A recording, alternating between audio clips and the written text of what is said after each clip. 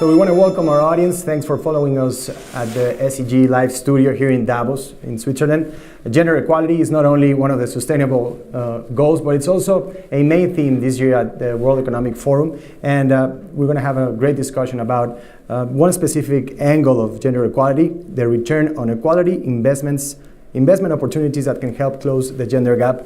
And here with me to discuss this are three brilliant, successful women. Jyoti Chopra, the Managing Director in Health of Globalization and of Global Citizenship and Sustainability at BNY Mellon. Thank you so much for being here. Joelle Tanguy, Director of Strategic Partnerships at the UN Women, and Vivian Riefberg, Senior Partner at McKinsey. Thank you so much for being here. Let's start with some of the things you guys are doing at BNY Mellon, because I know you just came out with an interesting report. That's right, and that's why we're here at Davos. And I want to start out by saying what a fantastic partnership we've had between the UN Foundation and tremendous support from McKinsey and Company and with BNY Mellon. Really the genesis for this was to really explore building on some of the research that McKinsey had done on their gender parity work, but really looking at sort of the business case for diversity and trying to uncover some of the underlying analytics around that. And so from our perspective, this report that we will be releasing tomorrow really highlights this notion of gender lens investing. What we've seen in the past is that companies are investing in women-owned businesses or companies that are focused on diversity and inclusion, but we feel there's yet another paradigm which is looking at this through the angle and the lens of products and services. And we feel that by tapping into that market, there's just enormous potential. And so what research has shown is that many women around the world actually have unmet needs for products and services.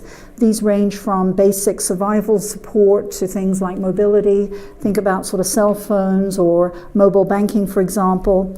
And so we've keyed in, for example, on 5 sectors that we feel will affect gender equality through robust product and service offerings.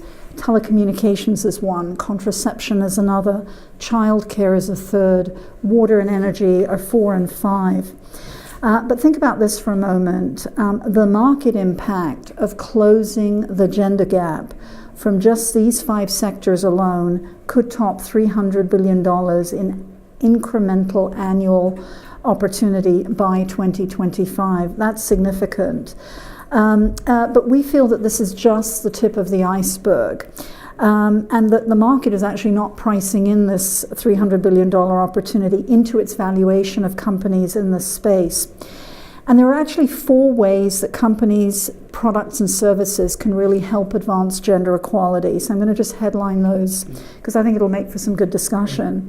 The first is really supporting women's economic empowerment and advancement in what we call agency. The second is improving women's health and safety. The third is to give women freedom in how they spend their time. In other words, freeing up their capacity to do more. And the fourth is reducing bias and reshaping gender norms. And so those are sort of 4 things that we've called out. As we think about sort of what the global ecosystem can do to help advance support, there are 3 very specific calls to action. Number 1, establishing a standardized set of metrics. 2, creating investment vehicles across different asset classes. And 3, demonstrating market rate returns. Everybody understands ROI. And so that's really what we're advocating. You'll see in the report detailed breakdowns, for example, recommendations for asset managers, institutions, the investment community at large. And you're presenting this report tomorrow, right? That's right. Later on today, I'm sorry. That's right. We're doing that together with the UN and with our colleagues from McKinsey. That's great. Thank you so much. Very exciting. Thank you so much. It sounds very exciting. Joelle, you mentioned the importance of measurements to manage this issue better. Yes. Before we weren't on camera. Yes, indeed. Actually, I want to put this new report into context, because for us at UN Women, the UN agency that's leading the work on women empowerment, we think that this could potentially can be tremendously decisive and transformational, because if we bring the power of the investment community into the conversation and into the action, then we potentially are talking about trillions of dollars that suddenly, finally are engendered, are looked at with a gender lens, and potentially unveil opportunities. In other words, 10 years ago at Davos, the conversation of women empowerment was about human rights. And it still remains a human rights issue. But now it's also an economic development issue. It's a sustaining economic growth and sustainability of our societies is really at the heart. So we've been seeing Davos over the years increasingly involved in thinking about how many women are in the C-suite.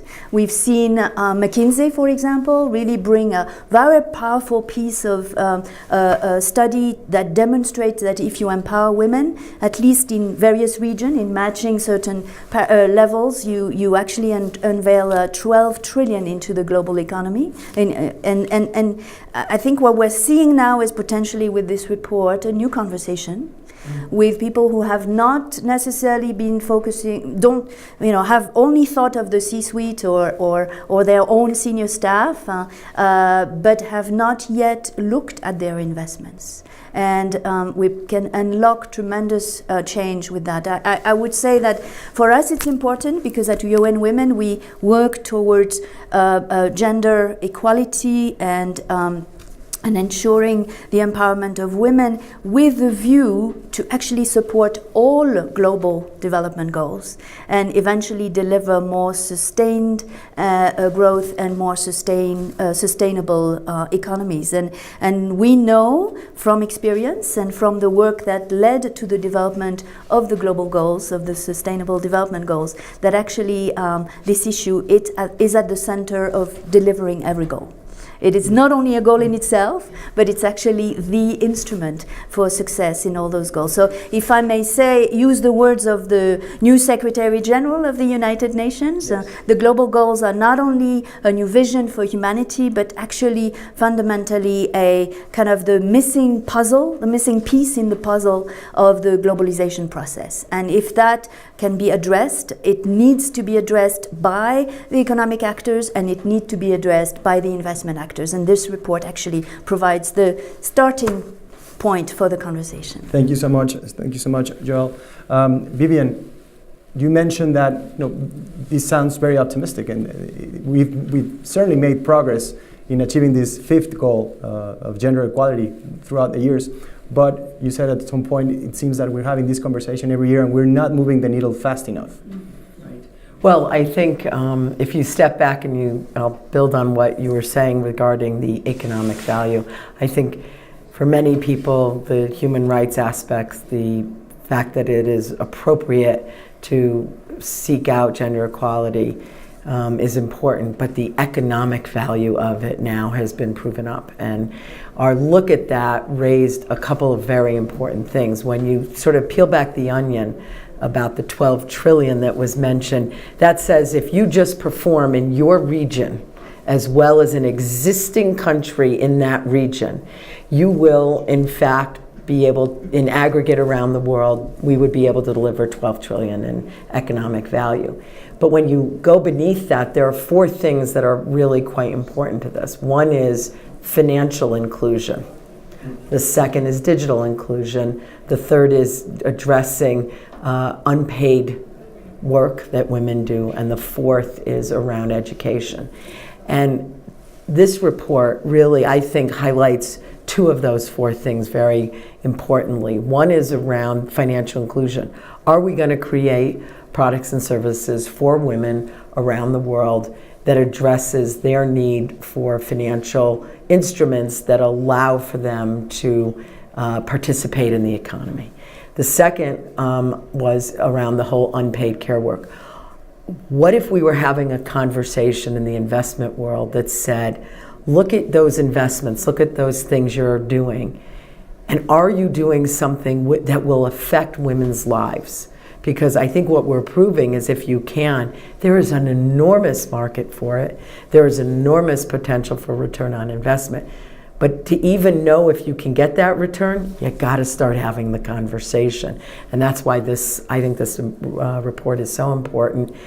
And it's important because we have to drive to action. I think people believe the economic case increasingly, but now we've got to get to more specific steps in action. So it looks like we've made progress in understanding and generating consensus. Now it's all about execution and the proper execution. I think that's a perfect gateway to the report, and looking forward to knowing more about it. And thank you so much for being here today from the SDG Live Studio. That's it for the moment, and thanks for being with us.